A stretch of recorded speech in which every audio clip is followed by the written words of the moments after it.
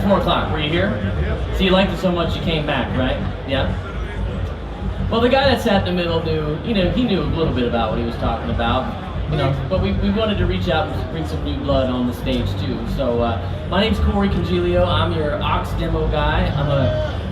In addition to being an aux demo guy, which I wear that badge ever so proudly, I'm a touring and session guitar player from Nashville, Tennessee, and like these guys on the stage, I'm an online educator as well. So without further ado, let me introduce who's to my left. So with over 44 million views and 235,000 subscribers on YouTube, on the panel today is one of the internet's most popular guitar instructors. Yep.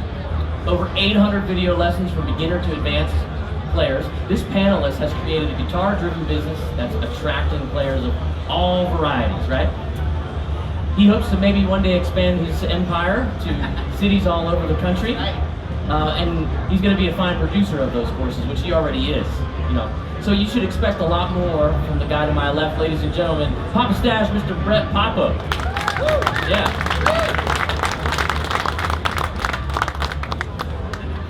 So I like to babble on about, my affection for the guy on the left. He's one of my heroes in the session world, and now he's got this tremendous online YouTube following where he also teaches lessons as well. But if you get to know him within 30 seconds, he's one of the finest human beings you're going to find, and somehow that's translated right to the guitar. So you should all be good people first, and then we'll be good players, I hope, also. You know the deal, right? Go on All Music, check out all the records he's played on, from Madonna to Ozzy to Michael Jackson to you name it. Throw a dart, you're going to hit somebody that that he's played with, for sure. He was a wealth of information yesterday. We're going to talk about some of the same things, hopefully, and he's going to give you a lot of insight on how he has been chasing the elusive guitar tone for many years. Without further ado, ladies and gentlemen, Mr. Tim Pierce. Yeah. So, guys, as online educators, there's a challenge to get good guitar tone on the internet. And yeah, clever. Yeah, this is clever. Exactly. See, that's what we call segues. And you're relatively new to the aux, right. and Tim, you are too. And you were, after yesterday, we got even more knowledgeable about it. And I think you really enjoyed what you've gotten. So far with crafting guitar tone on the internet, Brett, I'll ask you first.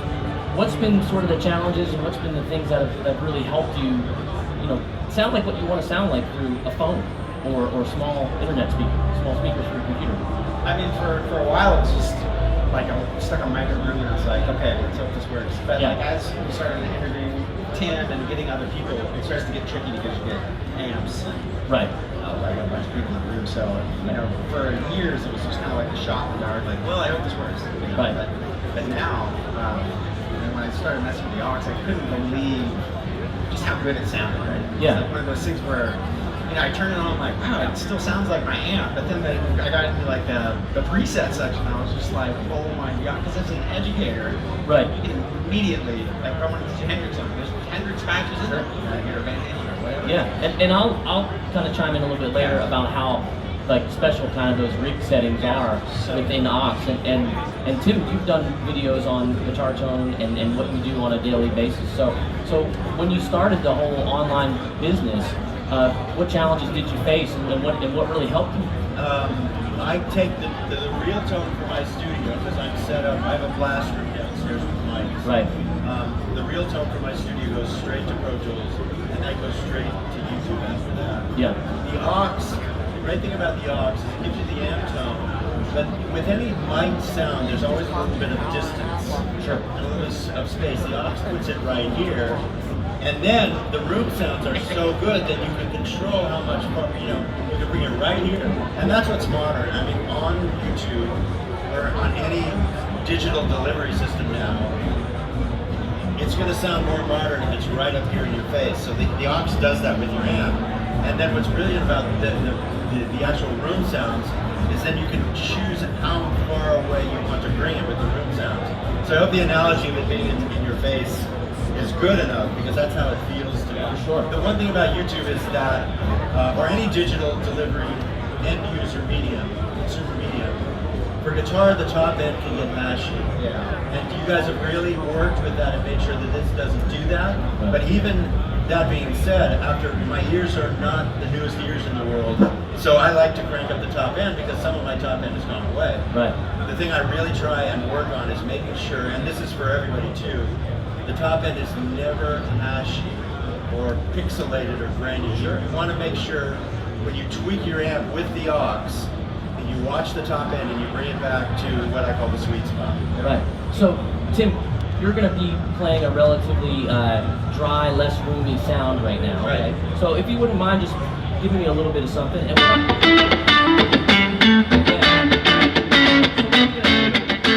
I'm going to go behind you on the aux, and I'm going to turn the room knob up. If you wouldn't mind doing that.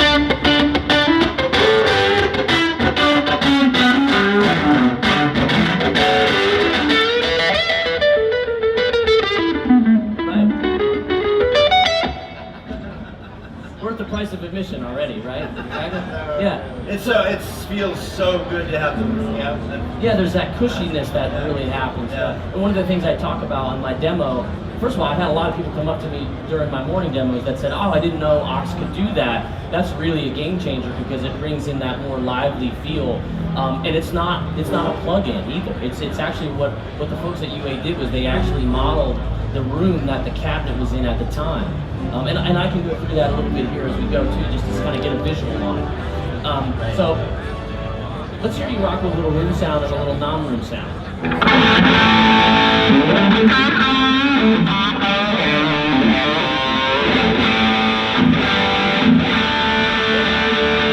Here's some room sound.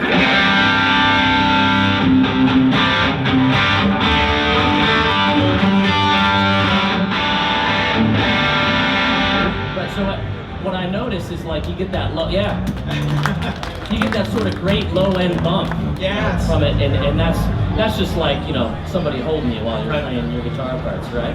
Yeah.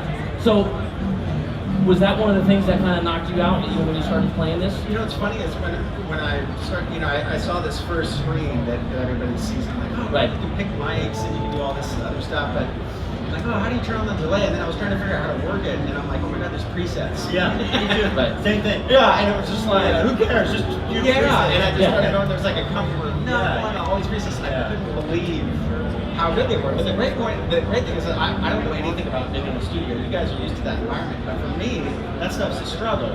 But in the aux, it's already there, and it's like, oh right, so I can get close with the presets, and then if I want to mess with something, I can dial it back a little bit or whatever. But it's just that once I figured out that there was presets and what it could really do through those, I blew it away. Like I was already sold for it. Now, Brett, we got to train you a little bit.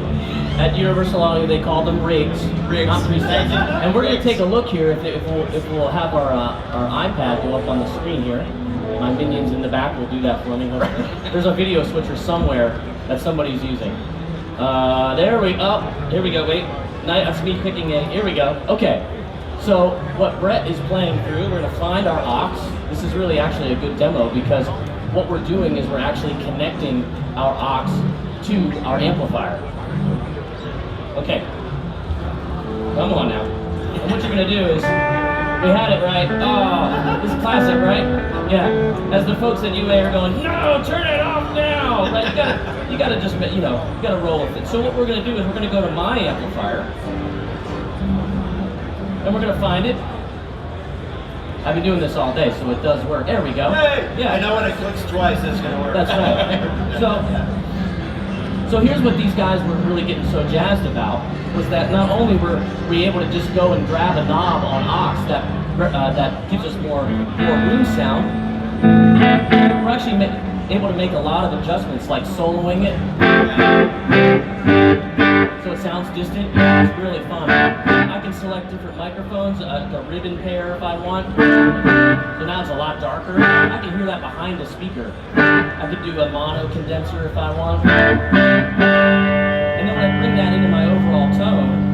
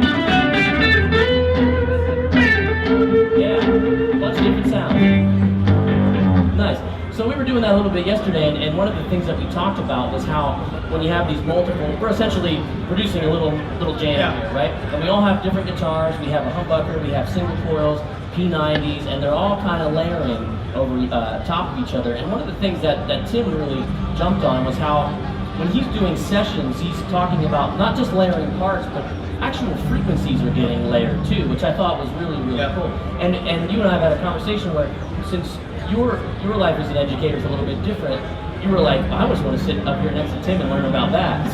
So if you wouldn't mind. Yeah, let me jump in, because what just happened there, we all started playing. We hadn't rehearsed, we didn't know what we were going to do, and it went okay. But I actually started out playing big full chords. I was like, okay, the sound is not right for that. I'm on the bass pickup, so it would have been better. Right? The treble pickup. But the real problem was I was taking up too much space. So the minute I went down here, it was music. And that's the actual search you need to be on with guitar parts, is they need to complement each other, not get in the way of each other. And I was way in the way at the beginning. Well, we were able to carve a spot for Brett's high gain lead tone. We were able to really carve a spot, because then if you're playing that sort of thing, I can go.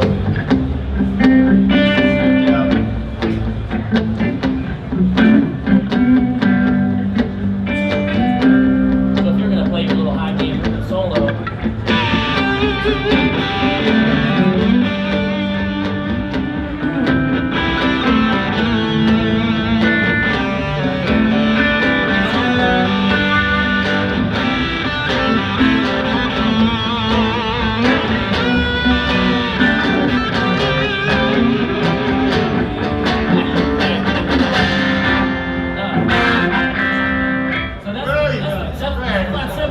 In every country song, right? Yeah. Some of my national friends are here going, flat 7 on the bridge every time. Just add auto-tune. That's right, I can auto-tune a guitar now. So, Brett, what I thought was really cool was that, and a lot of people might not know this, is that you actually have a background of building amplifiers. Yeah. And we have maybe some of your handiwork in the back room. But you actually used to work for I got back there too. divided by 13, you know. Yeah. So talk about a little bit of what helped you sort of carve your signature tone, or what you were looking for by having that experience of working for a really world-renowned boutique amp. You know, it's interesting because Fred, the owner, he's worked on so many amps that he was able to carve out, like, because a lot of times, like, I would get an amp when I was a kid. It sounds great in the room, you know, by yourself. Yeah. But you go take it to their rehearsal, I didn't hear anything. You're like, you're gone. Right. So working there, I started to hear somebody who really knew how to build an amp to like sit in that spot. Like what you guys were talking about, the frequencies, they sit in that perfect spot. So, you know, just playing with them, learning how to clean up the tone a little bit, and all that stuff. You learn so much just by the players coming in, like to Tim's house, all these other players that use them. You start to understand, you think of how you were, you know, as a kid. Yeah. You start to see what really works in different situations, especially with these guys that do sessions and all that stuff. It's completely different. Yeah, I found, and Tim, I'd love to ask you, like, was there ever a point where you were like, I'm just going to start turning knobs? And so, because I think nowadays we have there's so many ways that you can, you know, see a description of oh, this is a suggested tone, you should go out and make your knobs like this.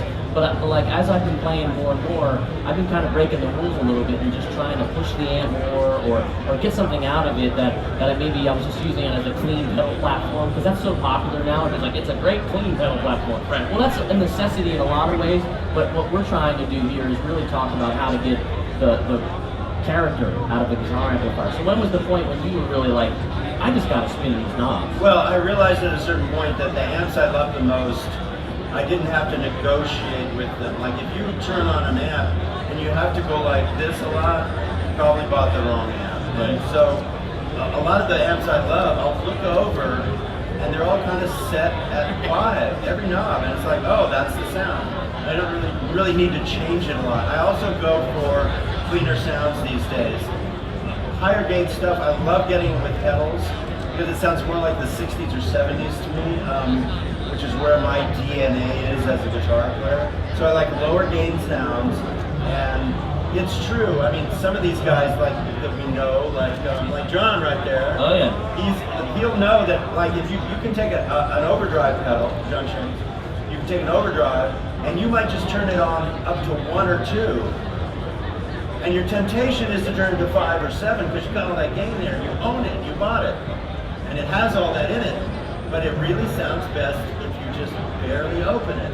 And so it's giving up your attachments to the stuff you bought and that you paid for, and all of the horsepower that all this stuff has. You have to find the right spot. Everything has a right kind of setting that works. And it's always different. It depends on what room you're in, what city you're in, what guitar you're using, what pick you're using. So you never can really get attached to anything because it's kind of the first day of school every day when you create a sound. So you shouldn't be afraid of that. Yeah, I think that's actually a really good point because it's ultimately going to be more fun and more creative, and it could spark something new. So, I'm starting to see you become more of a gear guy because you come to Nashville a lot, and in Nashville, it's like this is a baby pedal, right? You know what I mean? Like, my studio board back home is 30 inches, and hey, I mean, sometimes, well, I'm not going to go there. I'm not going to have to make the size joke, right? But you need a lot of tools to create a lot of stuff. So aside from using aux and amps, like, have you started to venture into new? We see you play this guitar a lot. Have you ventured into ways that you want to kind of expand your own personal sound and bring that to lessons? Because you don't just get questions about techniques and licks and stuff, but people ask you little gear questions. Yeah, they do. It's funny what Tim was saying too about letting go of all that stuff. Is that as I get older, I play less stuff. Like I'll be more out to plug like into an amp that's barely breaking up and have 1 or 2 good overdrives. And he turned me on to that Line 6 Echo Part, and so I have only like 4 pedals. Oh, this happens to be an old pedal right there. Yeah, you got it, right? Yeah. But I found I can get more sounds that way, and just like work the guitar, work your sweet spot with the volume knob, and concentrate more on just playing and trying to get it out of your hands rather than relying so much on that. Yeah, I missed asking Pete that yesterday because Pete wrote an article about really getting the most out of your amp and having the volume control really do your bidding, because the amp kind of is just like, it's purring, you know what I mean? It's this high wattage amplifier that's ready to really just explode on you if you let it. But if you're only kind of, just hitting it ever so slightly, it's going to be kind of anemic. So you're doing a really good job of cranking that AC30. So yeah, I mean, if I want to be distorted, nothing better than that. But if I want to play clean right away, switch to the neck, turn it down, play a little lighter. Those are two opposing worlds of sound, just coming from the pickup, the volume knob, the way I hit the guitar. And that's the way I like to set an amp, so it has the whole world. You can go from really, really easily from to what else do you need? what if we were to take that approach and you keep the sound you keep, but you've been doing a great job of rolling your volume down. We were kind of setting up, and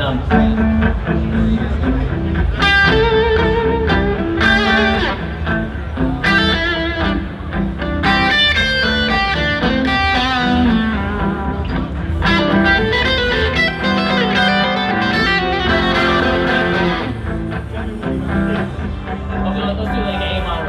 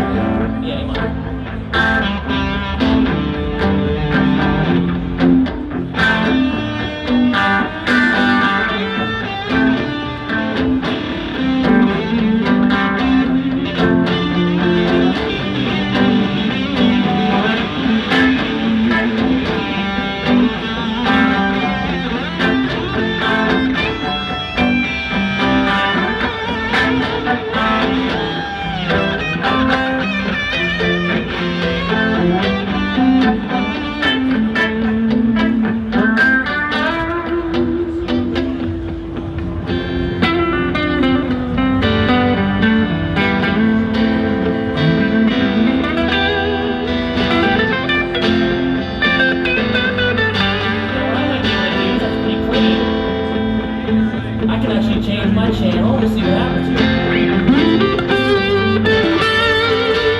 My volume.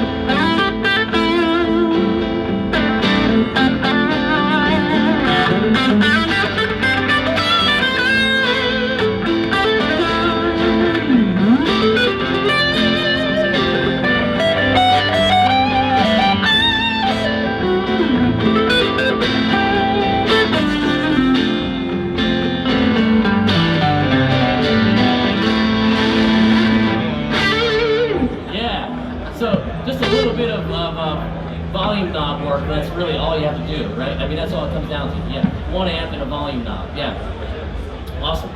So, the Henderson too, like when you get like a Boldest Love tone and he's got the fuzz turning way up. Speaking of that, why don't you switch over to my rig? Okay, let me interrupt you because we can access some of the internal sounds. Yeah, via my rig. So, yeah, push the volume pedal down. Yeah, all right. Let's do this though. Let's get you that. Sorry, I'm not trying to cut you down.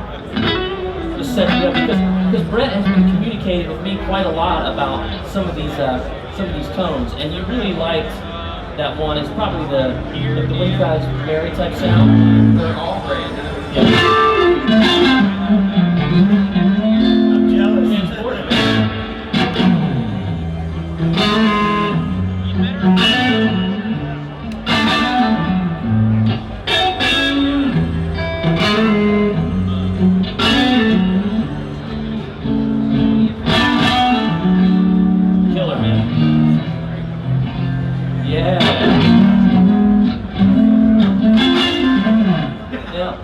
So what he's doing there is he's really sort of paying homage, of course, to these Hendrix tones.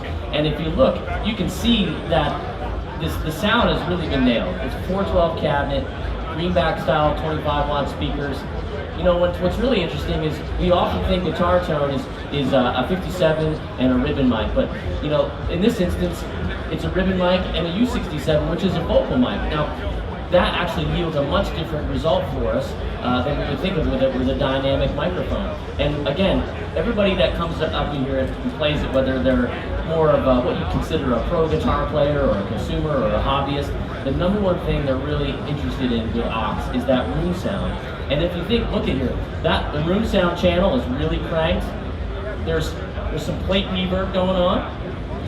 You gotta show them the rub too. And the rub, well, we'll show you the rub for sure. There's some 1176 style compression. Play a little bit and see if that meter moves on you there. Give me some of those hard Hendrix C double stops. And that's the reason it's so in your face is because of that compressor on there. And this is post effects, folks. So this is done in the style in which a mixing engineer would do it in the golden age. Yeah, it's at the console. Exactly. It's the studio. Yeah. So studio. Tim, you know, was there a time when you heard your guitar sound much different later than when you originally recorded it? Yeah, there is. And the thing about that, the 1176, you can actually use tons of personality in your playing, play soft and loud. And for recording, you really want kind of a regular signal like this. Right. So you strike it hard. You hear that attack, but it stays level. So for recording, that's how you want it. And it's a really, really great plugin. Yeah, and I think what's really great is that it kind of, and whenever I play with compression of that variety, it really kind of inspires me. Because you can play softly, you can play quietly. You know, it's you know, compression is doing that, but an LA2A style or 1176 is doing it in a way that's so musical that's really works for us as guitar players. So, well, I like that. That's really a simple, great compressor. You don't need anything else. Right. So, you're the guy that teaches these licks. You know, I've seen Brad Paisley give you a shout out and say, "Hey, man, you know, I had to relearn one of my solos." And you know, and was some Timberlake guy said something to you one time too? Yeah. It's brought us all really, really close together. So I got you plugged into my rig here, and there's some high gain on tap that I'm going to show. But you really have an affection for some of these EVH type tones. You want to try a little drop dead? Let's see if we can find it here. So if you're looking above me, you're seeing all these rigs that have been done, and they're combinations of what we're talking about. We're cabinets, microphones, post-processing, Oh man, yeah, because there's D. There we go. So drop dead chorus legs. Now before you do that, we can use this guy. That should work. And just do a little chug chug. Yeah. So before you play, let's take a look at the rig that's been dialed up. Now what's really important to understand is we're not getting any amp modeling from aux. All the sound is coming through the amplifier here. And we're adding a little gain on the front end because it's like, yeah, it's probably a real world situation, you know? Will we all love to have a killer plexi at home? Yeah, you know, but we might not. So if we have a pedal that really helps give us a little more in that ballpark, that's kind of what we're dealing with here. And one of the things I think that's cool, and I did this earlier in my demo, is that short delay times can give you a chorus effect.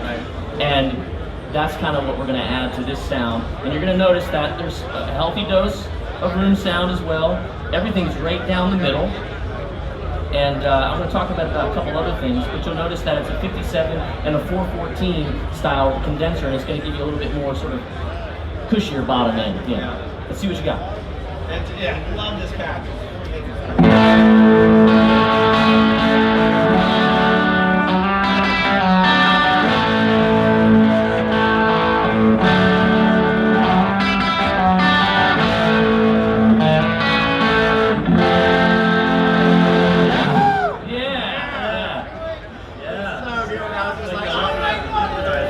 Okay, so here's the one that I like to demo because it's that great, you know, when you hear Eddie solo on those records, it's panned to one side and reverb pan the other one. So can you do You Really Got Me? Let's try.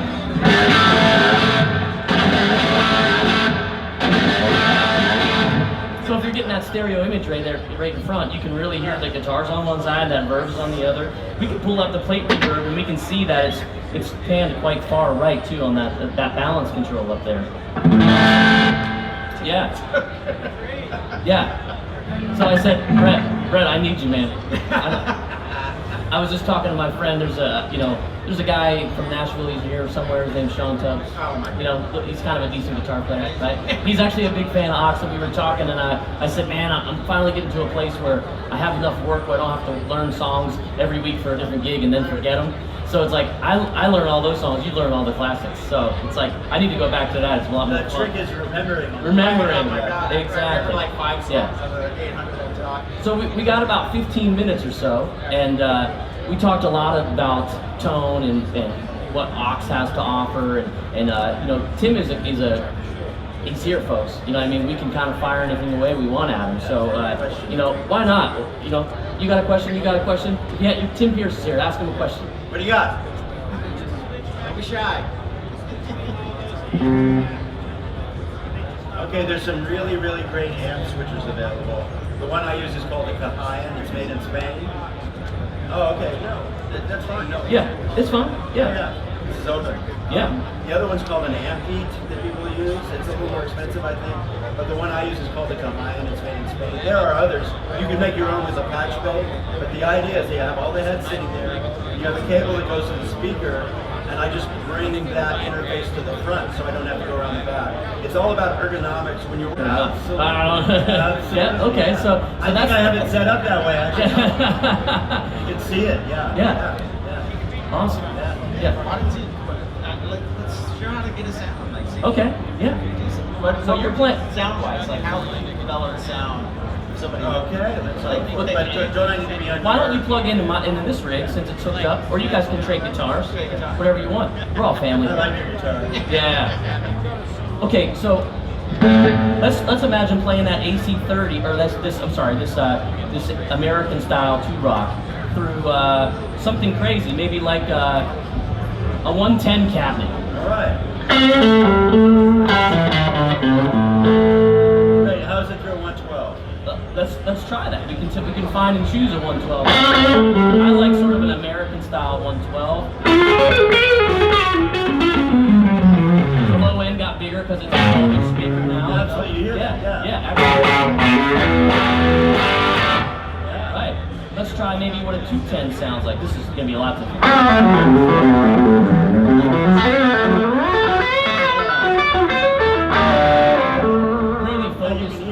You're kind of in the middle, right? One of the ones I like to demo during my demos during the day is It's on the. It comes as a stock rig on aux. It's called 212 Honk and Silvers, and audiophiles always talk about the guitar being honk, having a honk to it, a mid-range, and this really gives you that. It's cool. It kind of looks more like the cabinet behind you. Which pickup would you like? It's dealer's choice.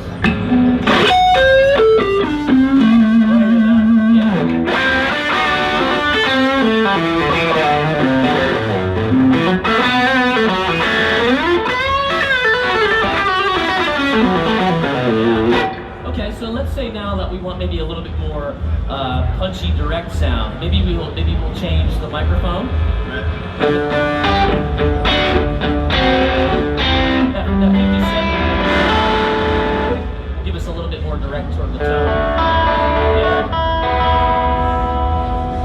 Unfortunately, there's not a tuner built into aux. Yeah. It's nice. Once again, really mid-range. Sure. So maybe we want to. I'm hearing some great room sound. And one of the things that you're great on, you put out a couple videos recently where you've been doing some ambient stuff. Yep. So I'm going to give you some plate reverb. I'm going to be like your chef here. All right. You just got a taste test for me. Load me up. So I'm going to.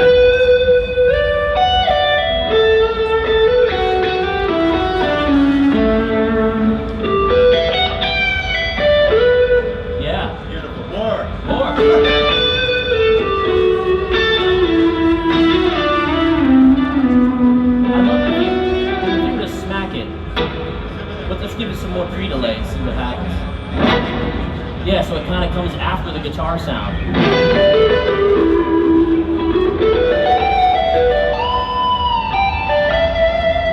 And then, unfortunately, let's take it away and see what happens now.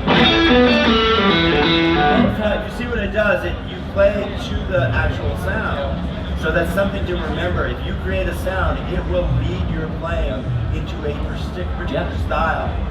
I mean, you automatically shift when the sound changes. Yeah, I mean, when I started going through the presets, they asked me to do this, I couldn't believe, and it's so inspirational because it's like the Van Halen sound, the heavy sound, you're just like, oh my god. And then what was cool, again, I'm not a studio expert at all, but like when you get into the compressor or the reverb, they all have patches that you can kind of, okay, there's one with the mod delay or whatever. Well, it doesn't hurt that like Universal Audio has been doing this for a little while, and they've been modeling the best analog gear ever. And it sounds so good. Yeah, it really does. The way that it's set up, like I never realized how much more comfortable it is when you have your direct amp sound and the stuff comes later, like in the studio. Absolutely. It just feels really good. And so I had that, I might be like, I don't know if I can do that like in a room by myself. Right. Plugged into the aux through like some patches, all of a sudden it's like this really comfortable, easy to play sound. So with this, you can use your pedals into the distortion. That's a sound we all know. Right.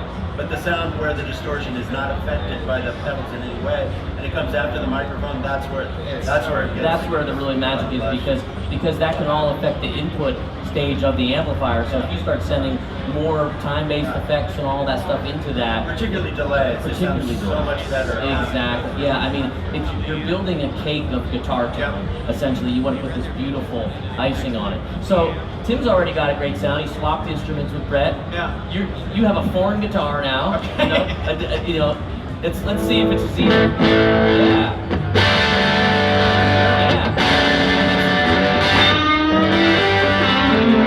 It's got the right amount of chime. Those are the things. That sounds good. That sounds really good. Yeah, it's really responsive, right? I mean, it doesn't like some of the other things I've played out of. It may sound like the amp, but it doesn't have that response like that I normally have. So like when you're talking about when you pick it really light, or you hit it, it really reacts like your amp would. Well, the thing is the heart and soul of it, and it's like a lot of guitar players don't know what a premium reactive load box does. Right. But it's this thing inside of aux that says to your amplifier, hey, I'm a speaker, act like it, and the amplifier is doing a lot of things as we play to it that it's way above my pay grade to explain that. There's some people in this booth that can explain that. You know what? What you guys did with this is you made something that allows you to use your own amplifier. That's right. Yeah. I mean, you basically said to the buyer, the guitarist, you're using your amplifier. It's up to you. In any situation. Yeah, right. Yeah. And you don't even have to take a cabinet. Like you can roll to the gig with your head and your aux and just give the guy a line out. That's Like, But it's your amp that you bought that you love. Yeah. You want to buy another amp, you can put it through the aux. There's actually notes in here that say aux might inspire you to buy more amps. You know, No, as I took notes I mean, of you haven't talked presentations. about that yet, but it's really, Right. it's your amp. All you guys have a favorite amp. Yeah. Yeah, and I So think you still use that amp. That's the great thing about it. And you know, since this product has been available, you go around to these guitar booths. What are you seeing on top of these pedal company booths, amps, and different? You're seeing aux because it really does the job. And if these people, like, you know, when somebody builds a boutique amp or a boutique pedal, they're putting their heart and soul into it, and they want to represent it as well as they can. And the volume levels here are a limitation often. So if they're trusting their gear through aux, that's a really tall statement. And also, you guys are supporting amp builders, and it's That's hard right. for these guys to make ends meet. That's So right. Yeah. It's not, you're not taking the name and making a model version of it. It's digital, which gets them nothing. That's right. Their name. So, like, ethically, it's really a great thing. I felt the same way. Yeah, for sure. I never thought of that till right now. One other thing I wanted to mention, which I think is really cool, is, you know, since you don't need a cabinet to do this, the other day I was doing a session where I was using my Princeton aux on the top, and I was sitting right next to an acoustic guitar player tracking live. And the engineer was like, "Wait a second, we're going to do this again, how?" And I was like, "That's it, because the aux carries the load, you can get great tone, it's going to come right to your headphones, and it's really going to sound world class." Yeah. I know you were chomping at the bit, we'll give you a shot.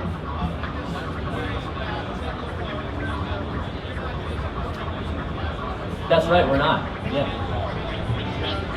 You can use your own speaker, and what's really great is that. So where are you plugged in? You're plugged in. So let's do this. So Want this one? no, you can stay there. I'm tangled, and this will be our last little demo. You don't want this demo guy to take a spill, because then they'll be really mad at you. So now you're playing the AC30, right? So we're gonna actually turn you down to the PA, right? And then we're gonna actually turn your speaker up. Okay, so that's on 5. Keep playing that riff. We'll attenuate. Still feels the same, right? Yeah, it does. Yeah. So that's one of the kind of really great features if you want to get the most out of your amplifier in your house or apartment, or you don't want to wake the baby. You know, last year we were using some high gain amps and really getting a lot of really fun sounds out of them because we could. So you can blow the dust off of your old twin and really have a blast with it. You know what I mean? So we're running out of time, folks. Ladies and gentlemen, I can't thank Tim Pierce and Brett Papa enough for joining us today. Give them a round of applause. Yeah. And a couple things, we have demo stations behind us for aux. You can go and check it out. iPads are connected, tweak to your heart's content. And if you want to, can we do the, I think we can still stand to win an Apollo Twin, so you can see some folks to do that as well. All right, folks, thank you so much. We'll be here tomorrow, same time, with a new panel of panel members. All right, thanks so much.